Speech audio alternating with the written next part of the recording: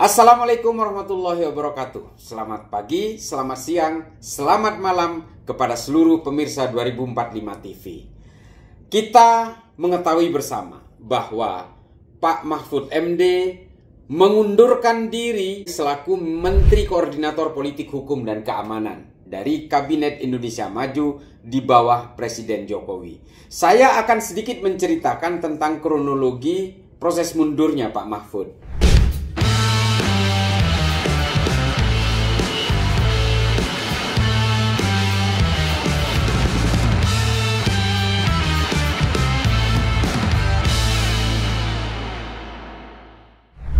Satu keluarga miskin, satu sarjana. Lanjutkan. Pak Mahfud sebenarnya pernah punya alasan tersendiri mengapa dia tidak mengundurkan diri.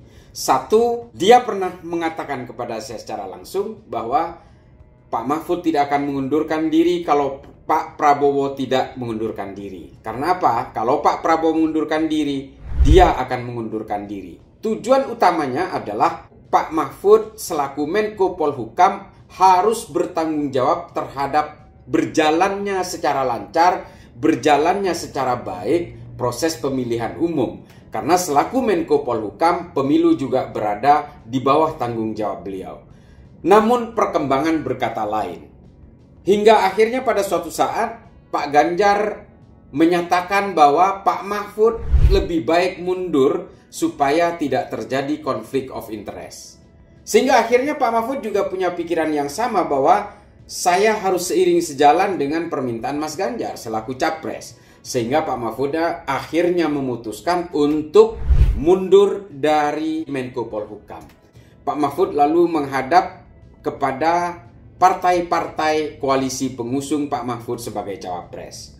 Ketika itu partai-partai juga mengatakan bahwa lebih baik Pak Mahfud tidak mengundurkan diri. Pertimbangannya adalah Pak Mahfud masih membawahi beberapa tugas penting buat bangsa ini, seperti Satgas BLBI, human trafficking, termasuk juga pencucian uang, beberapa kasus korupsi, mafia tanah, dan seterusnya, dan seterusnya. Banyak sekali pekerjaan Pak Mahfud yang betul-betul belum begitu tuntas dikerjakan oleh Menko Polhukam karena memang persoalan-persoalan yang sangat rumit, terutama berkaitan dengan persoalan hukum. Dan partai koalisi pengusung ketika itu mengatakan mereka masih berharap dari Pak Mahfud sebagai Menko Polhukam sebagai satu-satunya hari ini yang bisa diandalkan dalam persoalan integritas selaku menteri. Tapi kemudian Pak Mahfud berkeputusan atas permintaan Mas Ganjar dan juga setelah difikirkan secara matang bahwa untuk menghindar dari konflik of interest, Pak Mahfud harus mundur. Hingga akhirnya pada hari Senin setelah bertemu dengan ketua-ketua partai koalisi, Pak Mahfud bertemu dengan Pak Pratikno untuk menyatakan jadwal pertemuan dengan Presiden Jokowi. Nah, lalu kemudian apa yang dilakukan oleh Pak Mahfud? Pak Mahfud memutuskan untuk fix memundurkan diri dan ketika bertemu dengan Pak Jokowi, Pak Mahfud tidak akan ada opsi lagi selain memberikan surat pengunduran diri. Menurut Pak Mahfud, pengunduran diri dari seorang menteri ini adalah hak pribadi yang tidak bisa dihalang-halangi. Entah itu presiden tidak setuju sekalipun terhadap pengunduran diri seorang menteri, pengunduran diri itu akan tetap terlaksana karena itu adalah hak diskretif secara pribadi dari seorang menteri. Tapi Pak Mahfud tetap menginginkan menghadap presiden dan menyerahkan sendiri kepada presiden surat pengunduran diri itu. Apa alasannya? Pak Mahfud ingin membuktikan kepada siapapun bahwa dia masih memegang moral dan etik selaku pejabat menteri. Di mana soal moral dan etik ini hari ini betul-betul krisis. Baik di kalangan sebagian menteri maupun kepada presiden sendiri. Pak Jokowi tanpa malu-malu mengatakan bahwa seorang presiden boleh berpihak dan berkampanye sambil menunjukkan klarifikasinya dengan hanya satu pasal. Padahal di dalam undang-undang itu ada 3 pasal yang saling mengikat. Di mana salah satunya adalah tidak boleh melakukan kampanye dengan alasan kepada anaknya sendiri.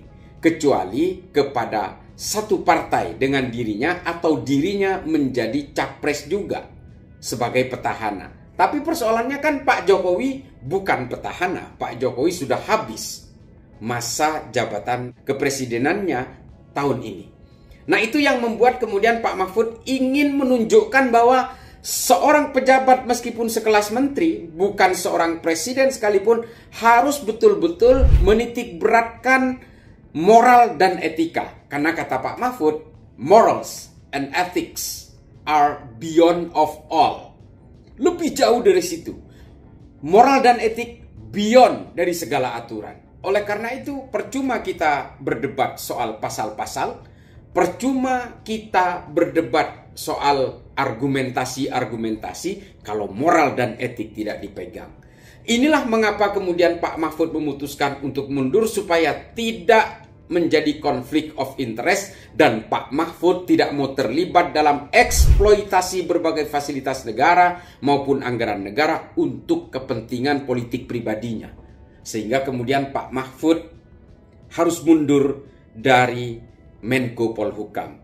Sebenarnya apa yang bisa kita petik dari sini? Kesimpulan akhirnya, Pak Mahfud ingin mengajari Jokowi bagaimana seorang pejabat tinggi sekelas presiden ataupun hanya sekelas menteri untuk tetap berpegang teguh kepada moral dan etika. Ini yang ingin diberikan. Tapi apa yang terjadi memang selama ini? Sebagai seorang presiden, pemegang amanat tertinggi dari jabatan apapun di negara ini, tapi dia tanpa malu-malu justru mengkampanyekan paslon tertentu dengan pasal-pasal sesuai dengan pemahamannya sendiri, dan bahkan pasal itu tidak ditunjukkan semua kepada publik. Sungguh memalukan. Nah, ini kemudian pelajaran penting dari Pak Mahfud ini yang harus diserap oleh Pak Jokowi. Pak Jokowi harus ingat bahwa jabatan ada batasnya. Tapi moral dan etik akan dikenang oleh manusia manapun sampai dia masuk ke liang lahat. Harimau bisa saja meninggalkan belangnya, tapi yang akan dicatat adalah ketika harimau itu tidak sanggup memangsa siapapun yang ada di sekelilingnya. Oleh karena itu, pelajaran dari Pak Mahfud ini mudah-mudahan menjadi titik picu moral dan etik bagi seluruh pejabat di negara ini, dan juga mudah-mudahan bisa menginspirasi menteri yang lain untuk juga ikut menegakkan moral dan etika bersama Pak Mahfud atau ikut mundur bersama Pak Mahfud, karena krisis kepercayaan itu menjadi mahal ketika orang-orang ini tidak mau mundur. Oleh karena itu, saya berharap proses pengunduran diri dari Pak Mahfud ini menjadi prime mover, menjadi lokomotif kepada menteri yang lain yang hari ini merasa was-was dengan konflik of interest dan tetap menolak berbagai fasilitas dan anggaran negara untuk dijadikan sebagai akselerasi bagi kepentingan pribadinya. Salut buat Pak Mahfud. Terima kasih.